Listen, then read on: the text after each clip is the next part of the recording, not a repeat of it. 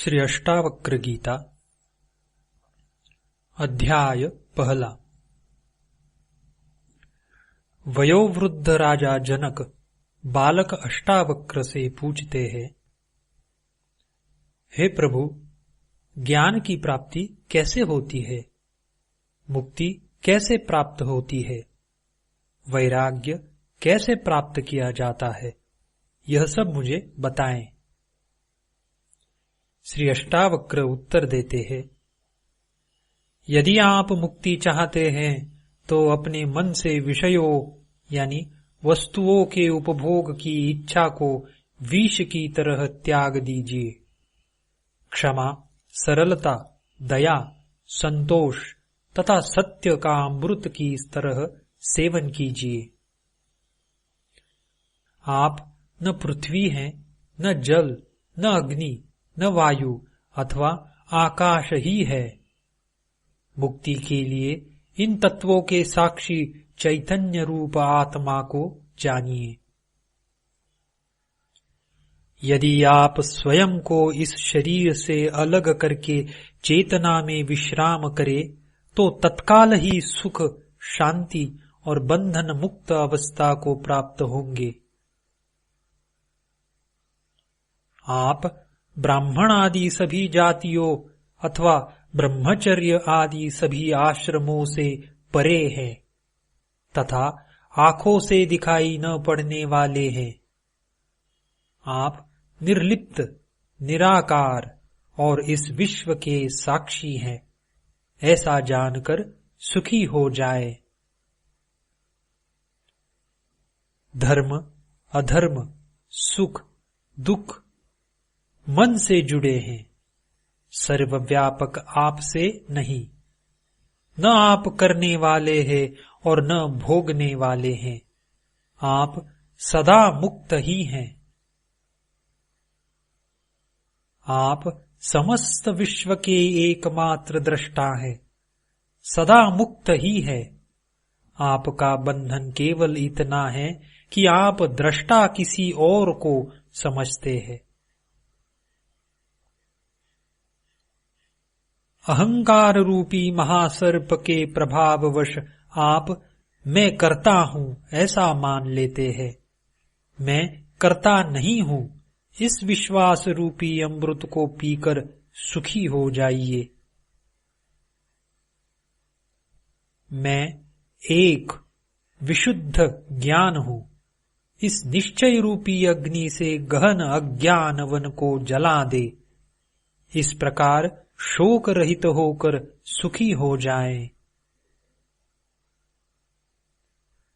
जहां ये विश्व रस्सी में सर्प की तरह अवास्तविक लगे, उस आनंद, परम आनंद की अनुभूति करके सुख से रहे।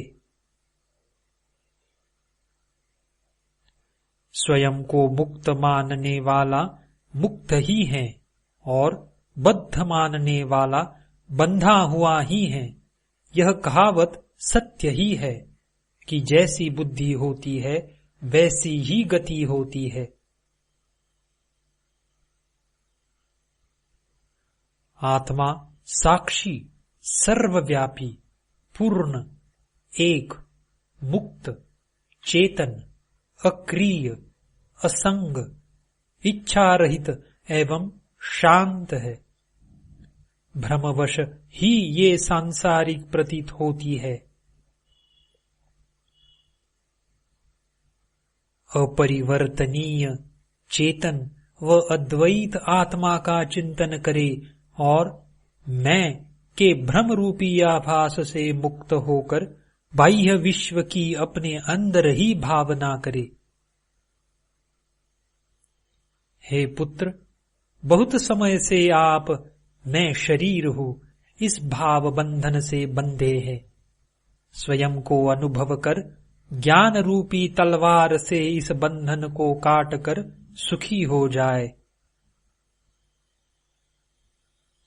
आप असंग, अक्रिय, स्वयं प्रकाशवान तथा सर्वथा दोष मुक्त है। आपका ध्यान द्वारा मन को शांत रखने का प्रयत्न ही बंधन है। यह विश्व तुम्हारे द्वारा व्याप्त किया हुआ है, वास्तव में तुमने इसे व्याप्त किया हुआ है। तुम शुद्ध और ज्ञान स्वरूप हो, छोटेपन की भावना से ग्रस्त मत हो।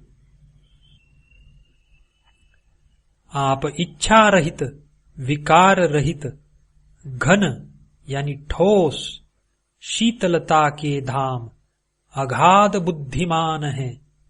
शांत होकर केवल चैतन्य की इच्छा वाले हो जाइए। आकार को असत्य जानकर निराकार को ही चिर स्थायी मानिए। इस तत्व को समझ लेने के बाद पुनः जन्म लेना संभव नहीं है।